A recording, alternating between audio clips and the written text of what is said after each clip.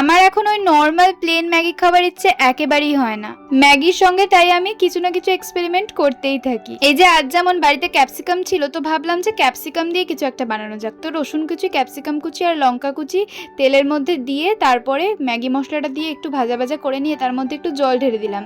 তারপরে ম্যাগিগুলোকে দিয়ে দিলাম জলের মধ্যেই। পরে জলটা ফুটে এলে আর ম্যাগিটাও হালকা সেদ্ধ হয়ে গেলে কিছুটা পরিমাণ নুন দিয়ে দেবো। অল্পই নুন দেবে, কারণ ম্যাগি মশলাতে অলরেডি নুন থাকে।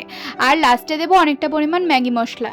লাস্টে এই ম্যাগি মশলার স্বাদটা কিন্তু আলাদাই আসে। আর লাস্টে আমি একটু লেবু চিপে দিয়েছিলাম। তো ভাবলাম যখন ম্যাগি বানিয়েই ফেলেছি তো ঠান্ডা ঠান্ডাও কিছু বানিয়ে ফেললি। তো বানিয়ে ফেললাম লস্যি, ওই দই আর ঠান্ডা জল, তার মধ্যে একটু লেবু, নুন আর চিনি দিয়ে ব্লেন্ড করে নিয়েছি। তাহলে আমাদের ঠান্ডা লস্যি রেডি। তো লস্যি আর ম্যাগি নিয়ে তো আমি ছাদে চলে গিয়েছিলাম, ছাদে বসে বসেই খাচ্ছিলাম। তো বিকেলের হাওয়া খেতে খেতে আর গরম গরম ম্যাগি আর ঠান্ডা ঠান্ডা লস্যি খেতে তো দারুণ লাগছিল। আজকের বিকেলটা তো জমেই গেল। তো চলো, টাটা।